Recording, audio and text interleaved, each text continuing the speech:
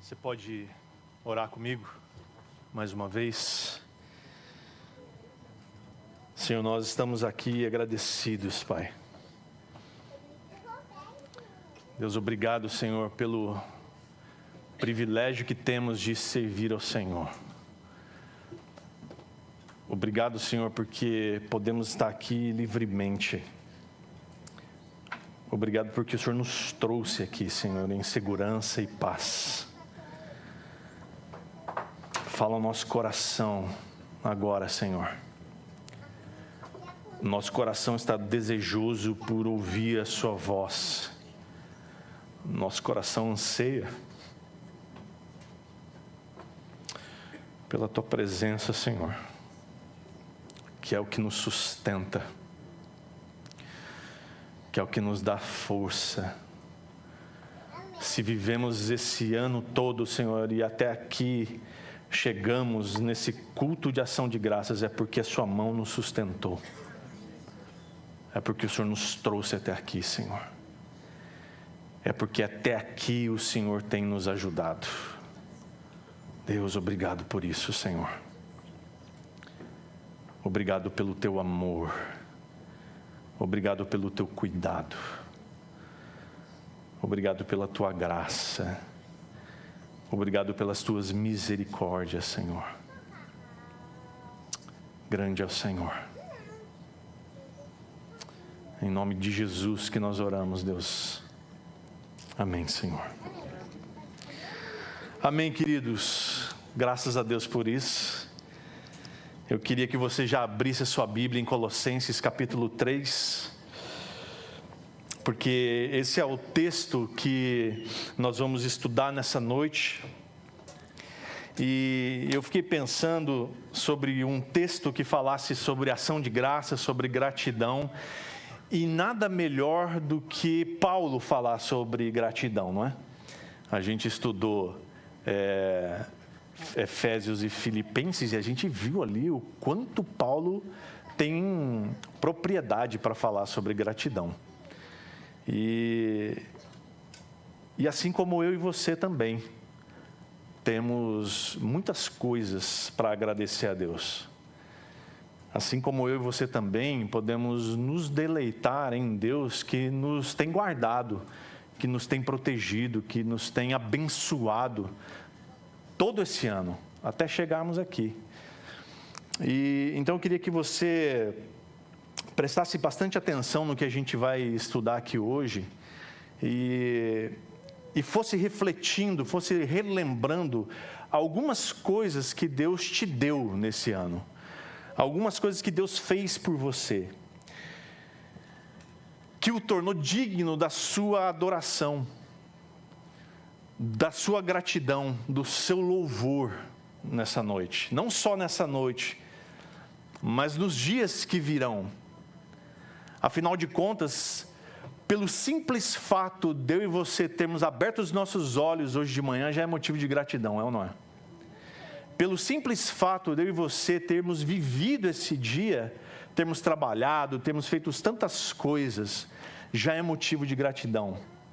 Pelo simples fato da gente ter saído da nossa casa e chegado até aqui no meio da chuva, de um trânsito grande que a gente enfrentou, já é motivo de gratidão. Então, louvado seja o Senhor.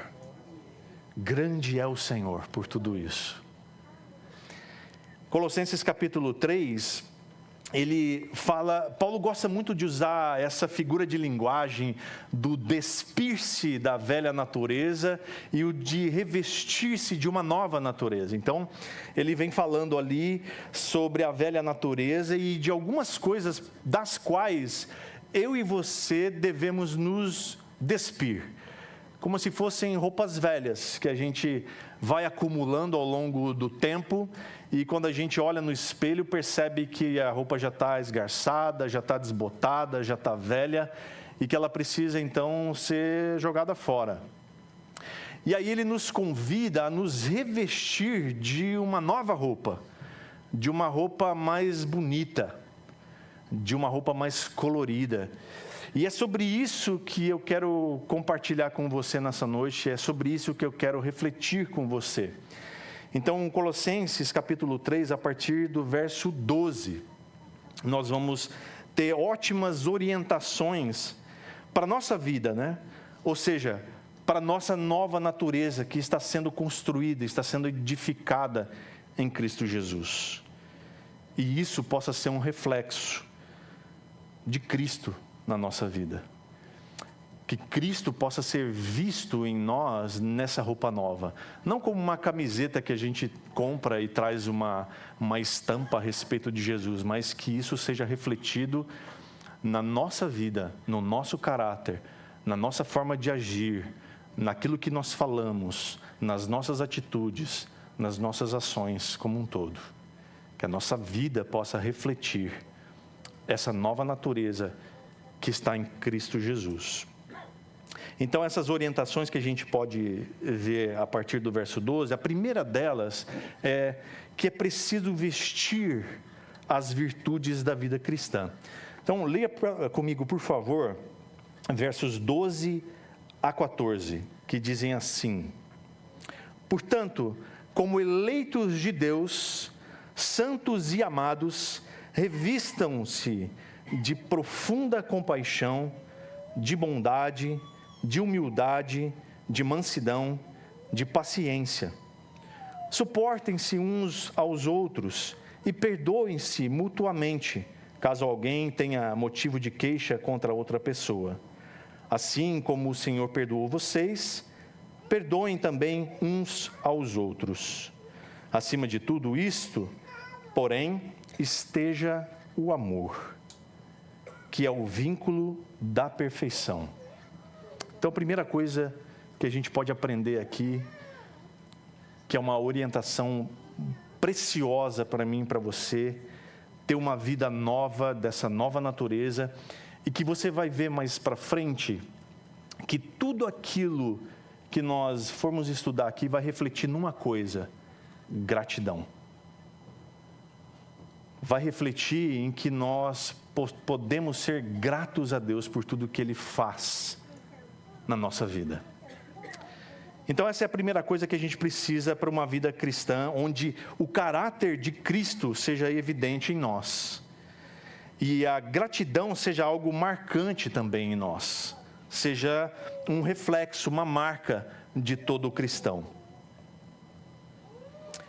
Ele começa dizendo: portanto, como eleitos de Deus, santos e amados. Como assim eleitos de Deus? Ele está falando aqui sobre uma velha natureza que a gente precisa deixar de lado, abandonar e ter uma nova vida. Essa nova vida só é possível ter em Cristo Jesus. E uma vez que nós estamos em Cristo Jesus, segundo João 1,12, que diz assim: a todos quantos o receberam, deu-lhes o poder de serem feitos filhos de Deus, a saber, os que creem em seu nome. Então, todos aqueles que recebem a Cristo Jesus como seu Senhor e Salvador, Deus dá um direito. E que direito é esse? De serem feitos filhos de Deus. Não é qualquer direito. É um direito sublime, maravilhoso, grandioso e que tem implicações eternas para mim e para você. Então, uma vez que, crendo em Jesus, recebendo a Cristo como Senhor e Salvador, nós temos ganho de graça o direito de ser feitos filhos de Deus. Olha que coisa maravilhosa. Olha que precioso, a gente ganha um sobrenome. O sobrenome é filho e filha de Deus.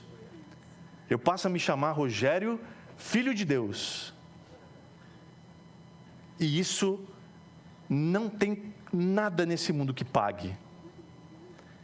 Poxa, mas é só isso mesmo? Ele está dizendo aqui que é só receber? É só crer no seu nome? Sim, é só isso. Porque a salvação não depende do que eu e você possamos fazer. A salvação não depende de quem eu e você somos. Mas a salvação depende de crer naquele que se entregou por mim e por você. Afinal de contas, Romanos capítulo 10, verso 9 e 10, dá uma receita básica para aquele que quer ser salvo. Então, a pergunta que eu tenho para você é: você crê que Cristo é Senhor e Salvador da sua vida? Você crê que Deus ressuscitou Jesus dentre os mortos? Você crê que a ressurreição de Cristo é verdadeira? Você já confessou com a sua boca que Jesus Cristo é o seu Senhor e Salvador? E veja, confessar Jesus é algo que parece simples, mas não é. Confessar Jesus não é uma atitude de levantar a mão quando o pastor faz o apelo e pergunta: você já entregou sua vida para Cristo? E se você não entregou, que tal fazer isso agora? E aí eu convido você, levante uma das suas mãos, você que deseja receber Jesus. E aí você, movido de talvez uma emoção, levanta sua mão, uma lágrima escorre do seu rosto, e nós oramos, e aí você vai para casa do mesmo jeito que você entrou aqui. Confessar Jesus é diferente. Confessar Jesus implica em decisão, é tomada de decisão.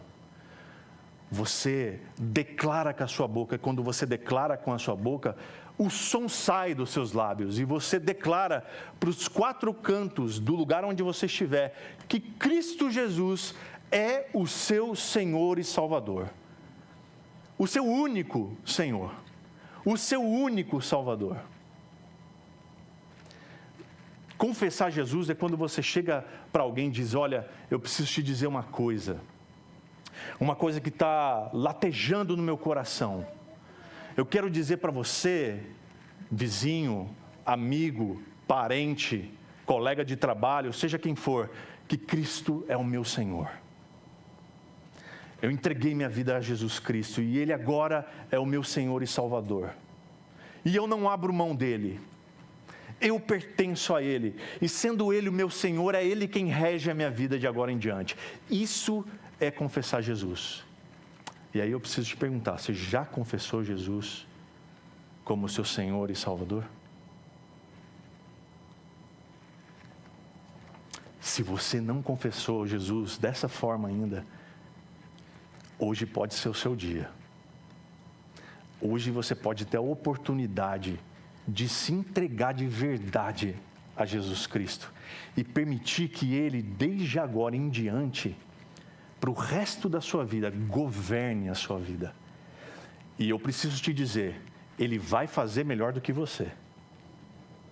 Com toda certeza. Ele vai fazer muito melhor do que você na direção da sua vida. Então, meu irmão e minha irmã, se você está aqui hoje, nessa noite, e não fez essa oração de confessar, entregar a sua vida a Cristo, faça isso agora, e eu quero te dar esse tempo para você fazer essa oração.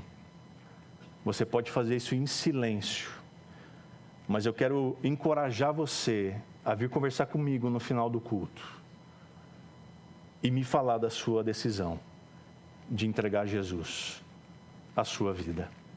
Vamos fazer isso? Feche teus olhos.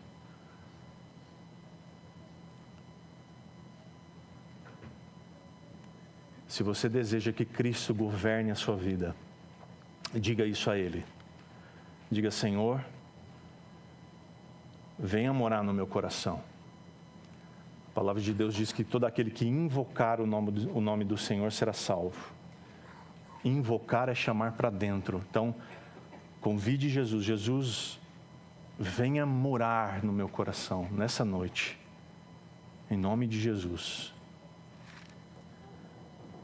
Amém. Se você fez isso pela primeira vez com convicção, se você sentiu que essa vez foi de verdade, eu queria que você falasse comigo no final. Amém? Amém. Então, ele começa dizendo sobre isso: como eleitos de Deus, santos e amados. E se você fez essa oração, todos nós estamos aqui na qualidade de eleitos, santos e amados de Deus. Não é maravilhoso saber disso? Não é bom saber disso?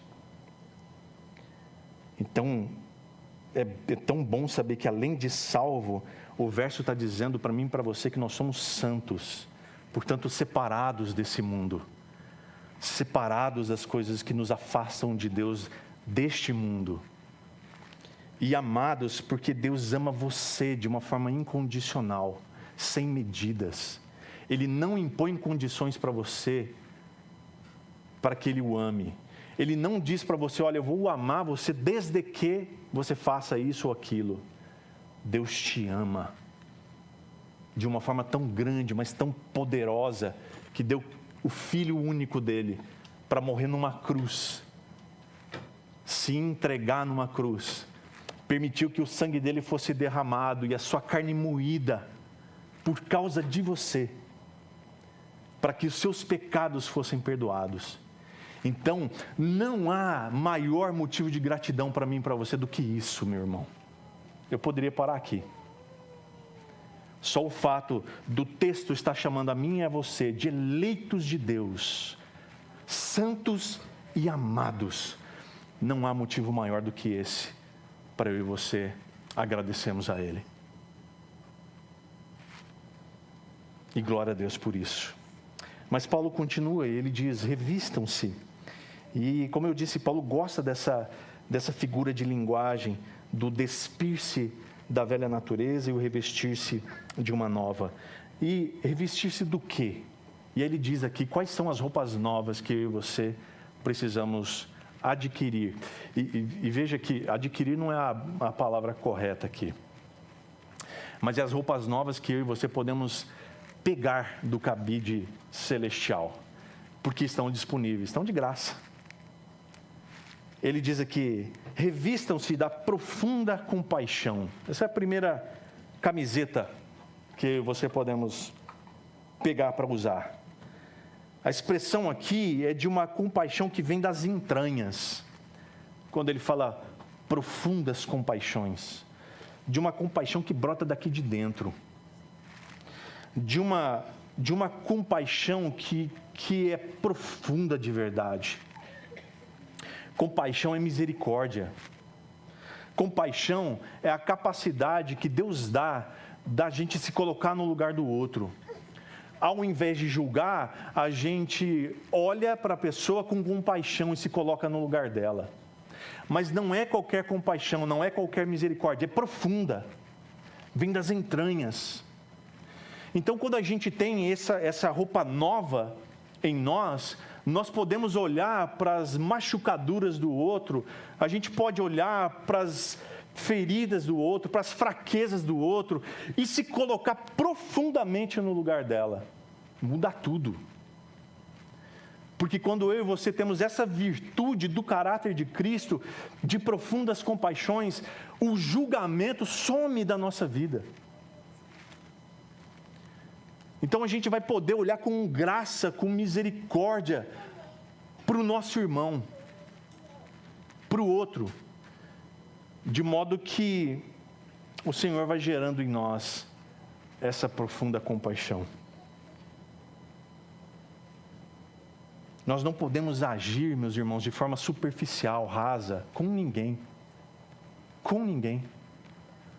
De forma nenhuma no meio da comunidade, mas também de forma nenhuma lá fora, com aqueles que ainda não têm a Cristo, porque é por causa de profunda compaixão que as pessoas podem enxergar Cristo em você, porque essa é uma virtude do caráter de Cristo, sendo produzida em nós.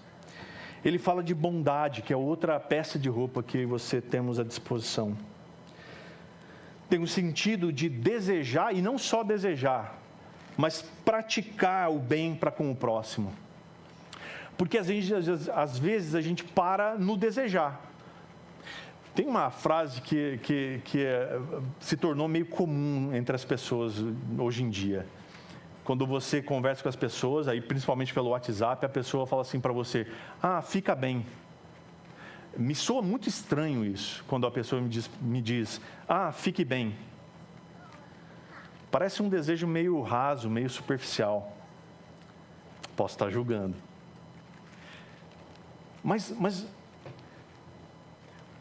há uma distância muito grande entre desejar e tornar isso prático. A bondade precisa ser algo prático na nossa vida. Eu posso contribuir para que essa pessoa fique bem, de alguma forma. Pode ser numa palavra, pode ser num abraço, pode ser numa atitude. Pode ser exercendo a compaixão. Mas a bondade, ela tem mais a ver com prática do que desejo. Tem um sentido de ser uma pessoa íntegra também. De ser uma pessoa inteira nos relacionamentos. Porque nos nossos dias tão corridos, tão acelerados, a gente dificilmente consegue ser inteiro numa relação com alguém. Porque a gente não tem tempo. Porque a gente está correndo o tempo todo. É ou não é, se você não ouve da maioria das pessoas, uma expressão comum? E aí, como tá? Na correria. É ou não é? Correria se tornou corriqueiro na vida de todo mundo. Porque nossa vida é louca. E não dá tempo de praticar a bondade. Então a bondade se tornou uma coisa que você apenas deseja. Fique bem. Fique bem. O desejo que você fique bem. Mas, irmãos, nós somos chamados a exercer a bondade. Uma outra peça de roupa aqui que Paulo disse para mim e para você usarmos é a humildade. Que é saber o seu lugar. É ter uma opinião humilde de si mesmo. É não ficar se achando. É entender que alguém pode ser tão bom ou até melhor do que você naquilo que você faz. E reconhecer que, se Deus quiser, Ele pode capacitar alguém para ser melhor que você. E glória a Deus por isso. Humildade é reconhecer isso. Mansidão é a outra virtude que Paulo nos apresenta aqui. Tem a ver com gentileza, de ser gentil nos relacionamentos. É o estado gentil de ser, de tratar as pessoas, de falar com elas, de agir com elas. Ontem eu fui fazer um exame com o meu filho e é um exame delicado, que é uma punção, né, de um nódulo que ele estava na tireoide. Mas a gentileza das meninas da recepção alivia o ambiente. O pessoal ali, todo mundo tenso de fazer o exame, é uma agulha que enfia na garganta, imagina isso. E eu fiquei vendo a atitude daquelas meninas, numa gentileza, num sorriso no rosto. A médica que veio buscar ele para levar, um sorriso que trazia uma tranquilidade para o ambiente. E eu fiquei pensando naquilo, falei, puxa, que bom que é fazer exame nesse lugar. Não que eu desejei fazer um exame ali, né? Mas eu pensei, se um dia eu precisar disso, é aqui que eu venho. Então, a mansidão que tem a ver com a gentileza, trata-se disso, de tornar agradável para a pessoa ficar perto de você. Quantas pessoas você se lembra, talvez, que é chato de ficar perto? Porque falta essa virtude, falta essa qualidade,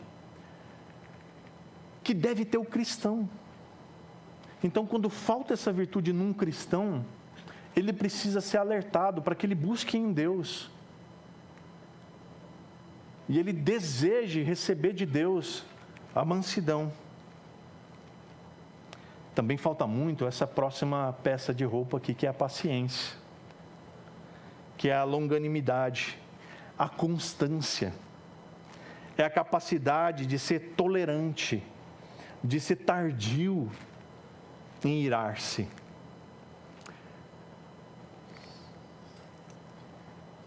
Esse é um problema. Trânsito é uma prova para isso aqui, não é? Pelo menos para mim é. Eu reconheço que eu preciso dessa virtude quando eu estou no trânsito. Às vezes a gente precisa dessa virtude com alguém difícil de lidar, com um colega de trabalho meio inconveniente. Nós precisamos ser pacientes, porque é uma virtude cristã.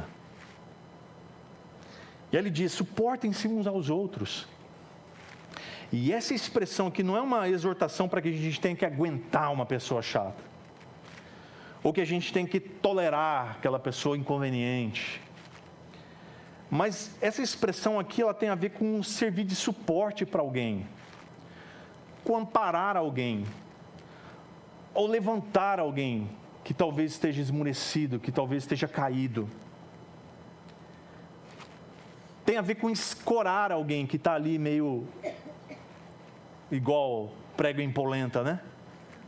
Meio capenga. Essa pessoa precisa de alguém com a virtude de Cristo, de suportar uns aos outros para ajudá-lo a ficar firme. Eu garanto que você deve ter ou lembrar de alguém que está precisando neste momento de um amparo seu, de um suporte seu, de uma mão estendida. Lembra-se de quando Pedro foi caminhando sobre as águas em direção a Jesus? E Pedro olha ao redor e as ondas já estavam revoltas. Ele olha para aquilo e o que acontece com ele? Ele afunda. O que Jesus faz com ele? A primeira coisa, Jesus estende a mão. Jesus estende a mão e traz ele de volta. Aí sim, diz Pedro, te faltou fé. E eles voltam juntos, andando sobre as águas, no meio da tempestade. A tempestade não acalmou aí. Eles entram no barco e só depois é que Jesus manda a tempestade acalmar. Perceba isso, que muitas vezes a gente quer, e a fé vem quando Jesus manda a tempestade acalmar. Mas a gente se esquece que os discípulos passaram pela tempestade, estavam ali no meio, e a fé em Cristo, ela acontece no meio da tempestade. Então tem muita gente, meus irmãos, no meio da tempestade esperando uma mão de um cristão, uma mão estendida, que o ajude a levantar, que o ajude a submergir daquelas ondas. Tem muita gente afundando, esperando um crente virtuoso, que tem as virtudes de Cristo, com a mão estendida. Seja você, seja eu.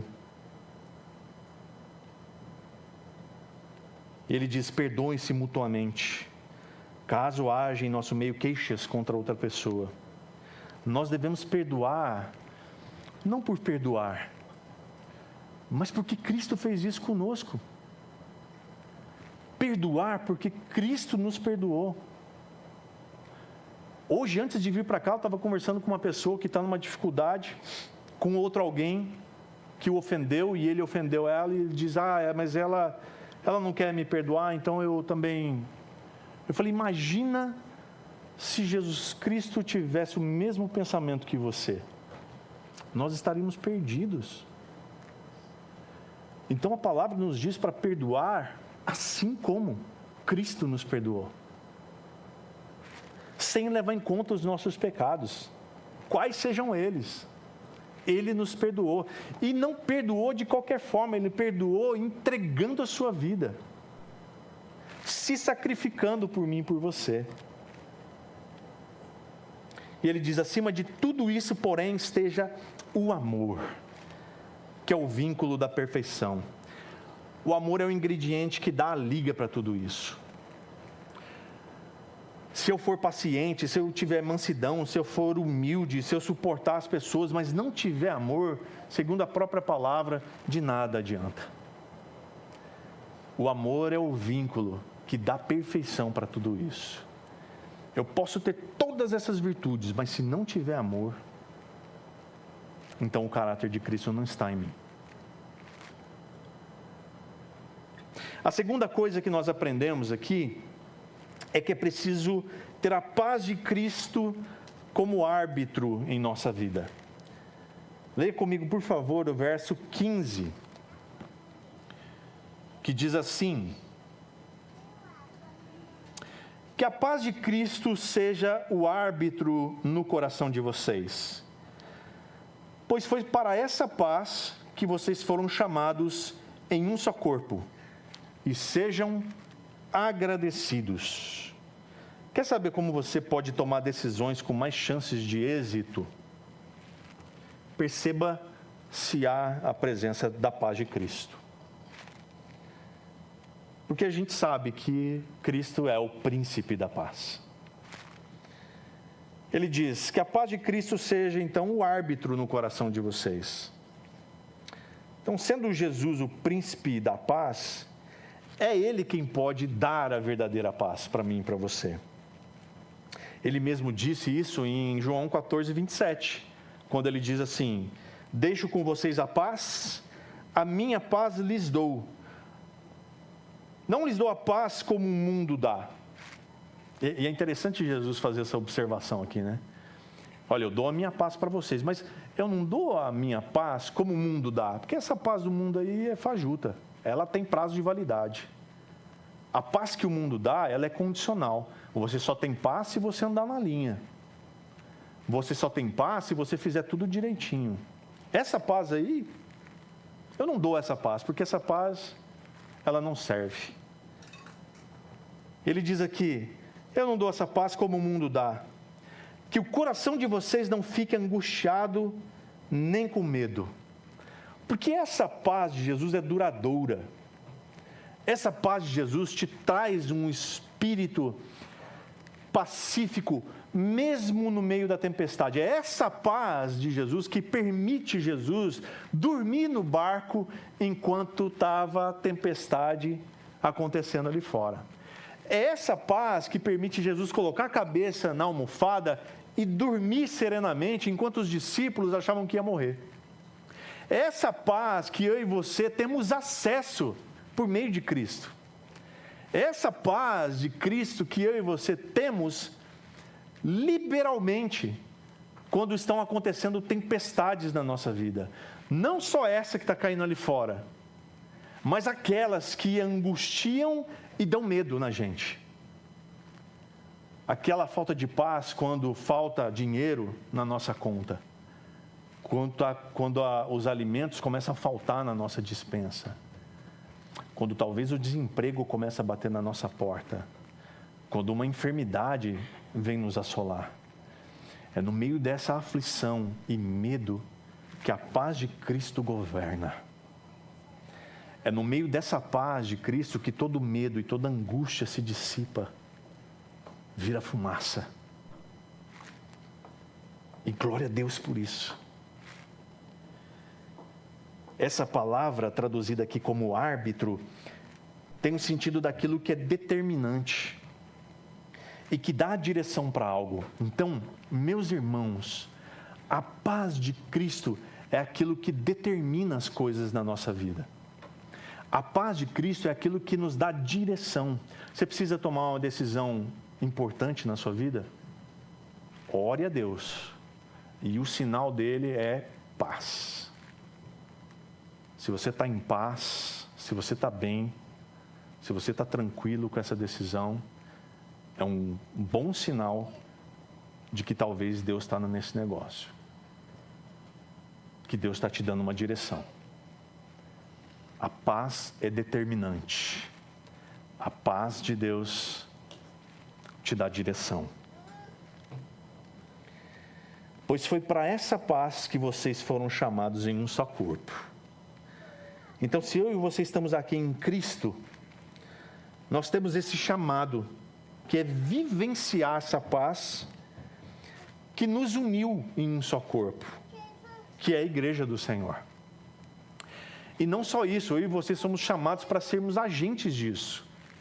2 Coríntios 5, 18 a 19, nos diz assim: Deus nos reconciliou consigo mesmo por meio de Cristo e nos deu o ministério da reconciliação, a saber, que Deus estava em Cristo reconciliando consigo o mundo, não levando em conta os pecados dos seres humanos e nos confiando a palavra da reconciliação.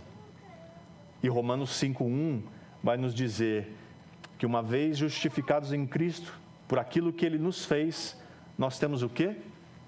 Paz com Deus. Que maravilhoso isso. Puxa vida, peraí, mas se nós temos paz com Deus, porque Cristo proporcionou isso para nós, através do que Ele fez por nós. E o que Ele fez por nós? Ele se entregou naquela cruz por nós. Então o texto bíblico está dizendo para mim e para você que nós temos essa paz em Deus. E é essa paz que eu e você precisamos no meio da aflição. É essa paz que eu e você precisamos quando a angústia e o medo vierem contra nós. É essa paz que eu e você precisamos recorrer. E é essa paz que dá direção para a minha vida e para a sua. Então é preciso que a paz nos dê essa direção, que seja o árbitro na nossa vida. E por último ele diz, e sejam agradecidos. Você não precisa pagar penitência, você não precisa andar de joelhos de um lado para o outro. E quando eu escrevi isso daqui, eu me lembrei de uma cena que me chocou, há talvez um ano atrás. Eu estava andando pela rua Goiás, eu e a Ana, e de longe eu vi o que parecia um homem alto e uma criança de mão dada, mas não era uma criança. Era uma jovem, uma moça, andando de joelhos a rua Goiás toda. E conforme a gente foi chegando perto, a gente reparou que ela rezava. Ela dizia algumas palavras. Então eu entendi que ela estava pagando uma penitência ali. E aquilo me gerou uma tristeza tão profunda e um desejo de dizer para ela que aquilo que ela estava fazendo não era necessário, porque Cristo havia pago tudo, absolutamente tudo naquela cruz. E não haveria o que ela fizesse que compensasse o sacrifício de Jesus naquela cruz. Sabe, irmãos, eu e você temos a graça preciosa de Jesus Cristo, que se entregou naquela cruz para a remissão dos nossos pecados. E eu e você somos libertos de toda e qualquer dívida. Isso precisa encher o nosso coração de alegria, meus irmãos. Porque eu e você não devemos nada, porque Ele já pagou tudo. Nada. E Ele não exige nada de nós. Ele não exige o absurdo de andarmos de joelho para nenhum lugar. Porque Ele se entregou naquela cruz, preso, cravado ali. Seu sangue foi derramado. Sua carne foi moída. Para que cada um dos nossos pecados que cometemos e que vamos cometer, sejam perdoados. Se isso não é motivo de gratidão, eu não sei o que é. Eu não sei o que é. Se num dia de ação de graças nós não louvarmos a Deus, não exaltarmos o nome do Senhor com força, com vigor, aquela música que a gente acabou de cantar, que os nossos pulmões declarem a nossa gratidão a Deus, eu não sei o que pode satisfazer você. Sejam agradecidos. A terceira coisa que nós precisamos é sermos a habitação da palavra de Deus. O verso 16 diz assim, que a palavra de Cristo habite ricamente em vocês, instruam e aconselhem-se mutuamente em toda sabedoria, louvando a Deus com salmos, hinos e cânticos espirituais, com gratidão no coração. Que a palavra de Cristo habite ricamente em vocês. A palavra de Cristo é a palavra da verdade, meus irmãos. É o que o próprio Paulo escreve no capítulo 1, versículo 5 aqui, que trata-se do Evangelho de Cristo, das boas novas que eu e você temos nas mãos. Isso daqui é a palavra da verdade. Que essa palavra habite no nosso coração.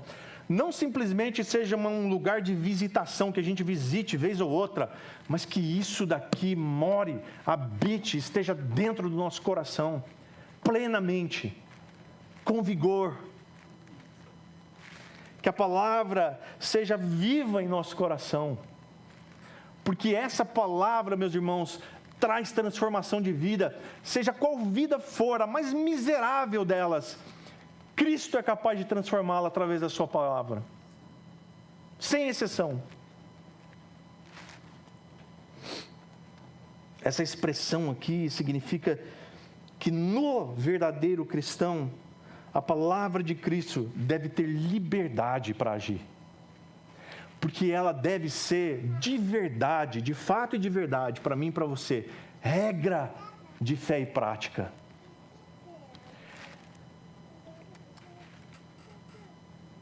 A palavra de Deus precisa dizer para mim e para você o que pode e não pode.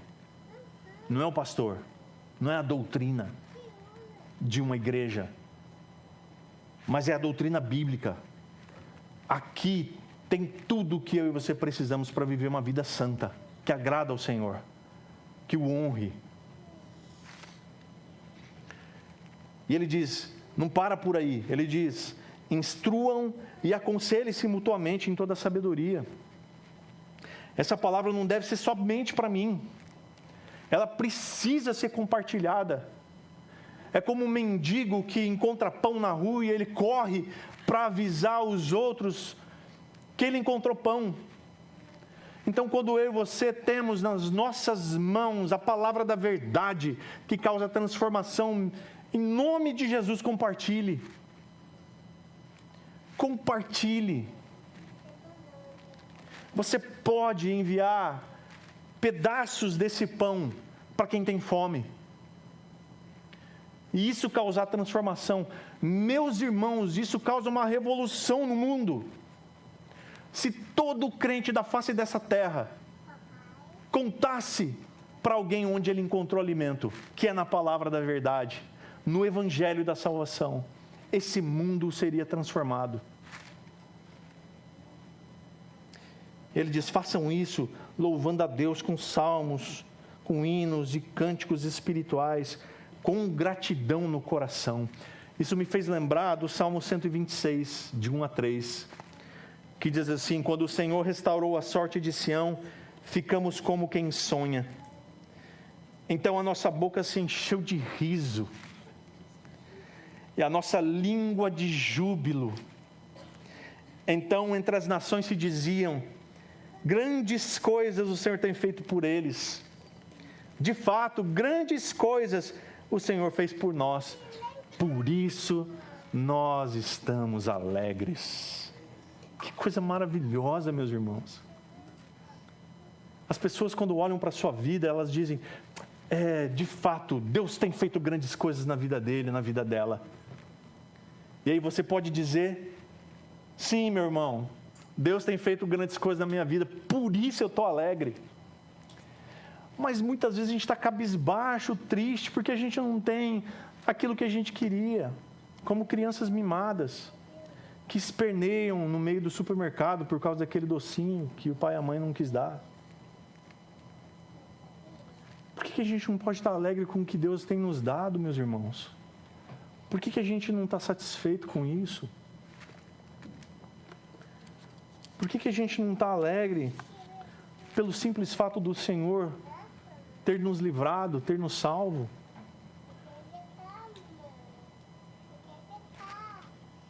Há gratidão no seu coração? Você consegue expressar agora, nesse momento, louvores ao Senhor? Você consegue? Você consegue abrir sua boca e dizer o quanto Deus é bom? O quanto Deus é precioso? O quanto Deus é gracioso? Você consegue expressar a sua alegria no Senhor? A sua satisfação nele? Você consegue abrir sua boca agora, nesse instante?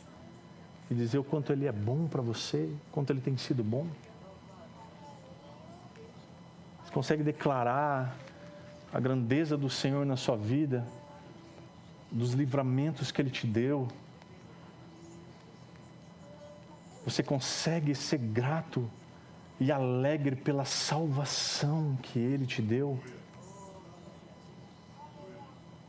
Você consegue dizer para Ele da sua satisfação com as coisas que você já tem, com a sua família, seus filhos, sua esposa, o seu marido, o carro que você tem na garagem, ou a possibilidade de você andar de ônibus? Consegue declarar a Deus quanto Ele é bom, quanto Ele é precioso, o quanto Ele é gracioso, amoroso contigo? Por último, irmãos, é preciso fazer tudo em nome de Jesus. Tudo. Verso 17, ele conclui dizendo assim: e tudo o que fizerem, sejam em palavras, sejam em ação, façam em nome do Senhor Jesus, dando por Ele graças a Deus Pai. Parece claro que as virtudes do caráter de Cristo se tornam evidentes em nós, à medida que eu e você nos acheguemos a Ele. Se a paz de Cristo nos der direção e segurança, se a palavra de Cristo fizer morada em nosso coração, então certamente nós vamos apresentar as características da nova natureza em Cristo Jesus. E assim a gente vai poder representar o nosso Senhor nessa terra, fazendo tudo em nome dEle. Essa nova natureza vai se evidenciar por algumas coisas, através das palavras que saem da nossa boca. Que não são palavras de efeito, nem essas frases em figurinhas que a gente manda de bom dia no WhatsApp, nem aqueles bannerzinhos que a gente manda no Instagram, com frases bonitas, de louvor a Deus, de agradecimento a Deus. Mas sim palavras que edificam de verdade, que transformam, que vêm ao encontro da necessidade do outro. Essa nova natureza se evidenciará também através das nossas ações. E essas ações são aquelas que Efésios 2:20 diz que chama de boas obras, que é a consequência do salvo, de ser salvo em Cristo. Nós somos salvos pela graça para realizar boas obras. Nós não fazemos boas obras para ser salvo, mas nós somos salvos, e os salvos realizam boas obras. Eles têm atitudes, ações que glorificam a Deus. Essa nova natureza vai se evidenciar através de tudo o que fizermos em nome de Jesus. E também através de um espírito de gratidão. Quando nós finalmente reconhecemos que o Senhor tem feito por nós e continuamente agradecemos a Deus por tudo isso.